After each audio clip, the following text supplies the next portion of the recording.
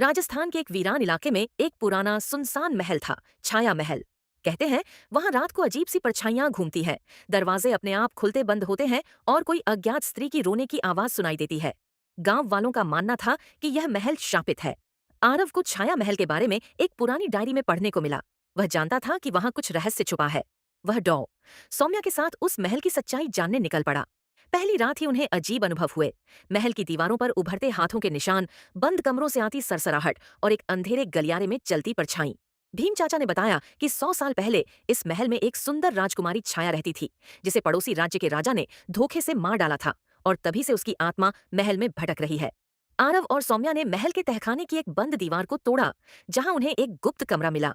उस कमरे में एक पुराना दर्पण, एक टूटी हुई कलाई की चूड़ी और एक हस्तलिखित पत्र मिला।